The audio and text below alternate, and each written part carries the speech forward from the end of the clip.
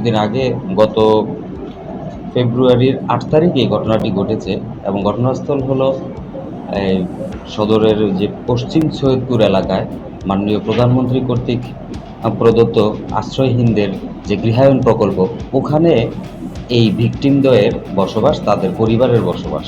তো সেইখানে এই ওরা এই শিশু কন্যাদ্বয়ের পরিবার পাশাপাশি বাস করে নিতান্তই গরিব ফ্যামিলির সন্তান এরা। তো এরা ওই ঘটনার দিন বিকাল 4:30টার সময় এই পাশের বাসায় টিভি চলতেছিল, তারা জানালা দিয়ে টিভি দেখতেছিল। তো সেই বাসাতেই এই এই আসামি, ধৃত আসামি, তার বাসা ছিল। তো সে আসামি বিষয়টা দেখতে পেরে তখন ওদেরকে চকলেট খাওয়াবে এবং টিভি দেখতে দিবে, এই লোভ দেখিয়ে ওদেরকে ভিতরে নিয়ে যায়। তো ভিতরে নিয়ে গিয়ে সে টিভি দেখার রুমে ওদেরকে রেখে পর্যায়ক্রমে একজন একজন করে পাশের রুমে নিয়ে গিয়ে সে এই অপকর্মটা করে।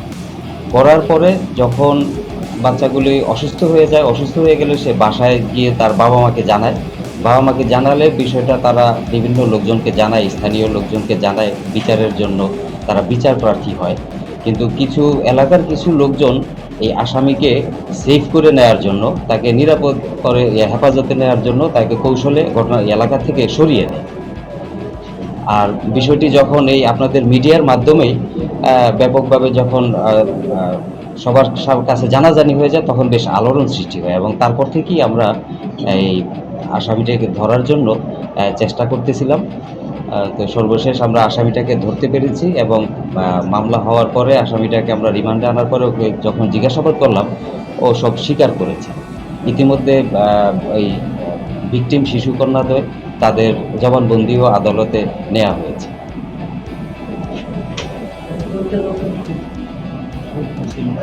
না, আসামিকে ধরা হয়েছে সিলেট থেকে।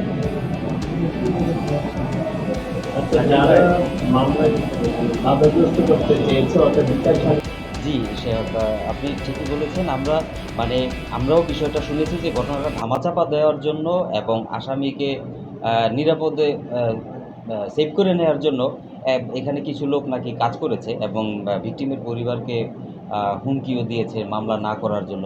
তো এরকম প্রকৃতি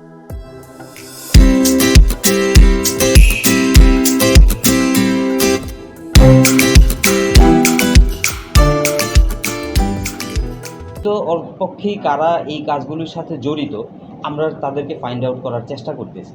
এখানে আসলে অপরাধ তো যে করবে সে অপরাধী। এখন এখানে কারো কোনো রাজনৈতিক পরিচয় আছে কি না, এই বিষয়টা আমাদের কাছে মুখ্য বিষয় নয়। প্রকৃত অপরাধী যে, তাকে আইনের আওতায় নিয়ে আসবো, এটাই আমাদের টার্গেট।